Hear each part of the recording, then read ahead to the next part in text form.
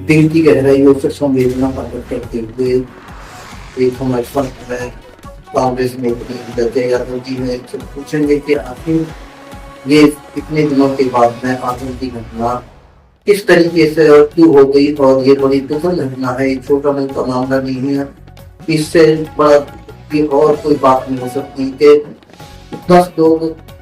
की डेथ हो गई है और 50 के करीब अब तक घायल है और घायलों की संख्या बढ़ भी सकती है। तो इसी के विषय पर जानकारी देंगे बच्चे मैडम, जैसे कि ये बड़ी दुखद घटना देखिए, दिल्ली में भी इतना बड़ा धमाका हुआ है, इसके लिए मैं संवेदना प्रकट करती हूँ और अपने देशवासियों की तरफ से, अपनी पार्टी की तरफ से मैं सांत्वना ही दे सकती हूँ उनके परिवार को। और ये बड़े दुख की बात है कि दिल्ली में सभी बड़े नेता गृह मंत्री से लेकर के मुख्यमंत्री तक वे दिल्ली में हो और ये घटना घट जाती है तो बड़े ही ये दुख की बात और शर्म की बात की है हमारे देश के लिए। तो इसके लिए तो मैं क्या ही कहूँ पार्टी के लिए कि ये है देश के ऊपर कितना ध्यान दे रहे हैं।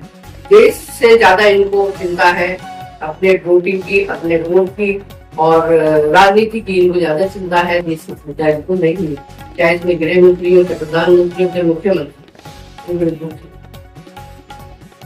सरकार अब तक बता रही थी कि हमने देश को आतंकवाद से बिल्कुल जोड़ना शुरू कर दिया है, आतंकवाद अब हमारे देश के अंदर कहीं नहीं है। लेकिन अगर बहुत सारी घटनाओं को जोड़ा जाए तो कहीं नहीं लगता कि देश के होगा इन आतंकवादी घटनाओं से अभी तक हमारा देश मुक्त हो पाया। अभी आप देख ही रहे हैं, बताया जा रहा है तो मीडिया में तुम बताया जा रहा है कि 2014 के बाद ये घटना हुई है, लेकिन इसे पहले और इससे बाद में कितनी घटनाएं घटी हैं आप सब जानते हैं। पुलवामा की है और आपके रेलवे स्टेशनों की है, जब बम ब्लास्ट होते हैं पाकिस्तान की है, और इसके आतंकवादी कैसे घुसते हैं ये जिम्मेदारी गृह मंत्री की, हमारी सरकार की जिम्मेदारी है कि आतंकवादी कहाँ से आते हैं और कहाँ से घुसते हैं और कहाँ से ये सब विस्फोट जो होते हैं ये किस तरह से होते हैं। ये सरकार की जवाबदेही है, लेकिन जवाबदेही न तो अपनी जवाबदेही समझते हैं अपने हमारे जो गृह मंत्री हैं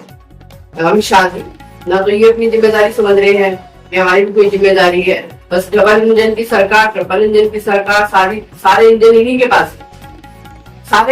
के पास है देश में। और फिर भी देश में 2014 की बात करते हैं, कितने बम ब्लास्ट हुए हैं, कितने आतंकियों ने मतलब हमले किए हैं, क्या सबको पता नहीं है? सभी को पता है। लिस्ट उठा के देखिए कहाँ कहाँ पर ये बम ब्लास्ट और कहाँ पर ये आतंकियों ने हमले किए हमारे देश में। आपसे कहना चाहूँगा राजनीति से अलग आप कुछ ऐसा सुझाव देना चाहेंगे कि हमारा देश इस आतंकवाद से किस तरीके से मुक्त हो सकता? देखिए, मैं तो आपको यही कहना चाहूंगी, जो भी सरकार है या जो भी सरकार वर्तमान में, ये उसी सरकार की ड्यूटी होती है कि अपने देशवासियों को बचाना, पूरी निगरानी रखनी आतंकवादी ये कहाँ से आते हैं, कौन है आतंकवादी,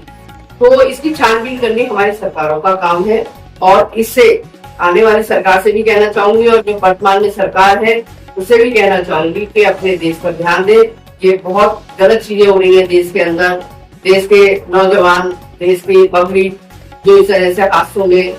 मारी जा रही है या हादसे हो रहे हैं, क्राइम हो रहे हैं, तरह तरह के क्राइम हो रहे हैं, लेकिन रेप से लेकर के और आतंकवादी क्या क्या ना हमारे देश में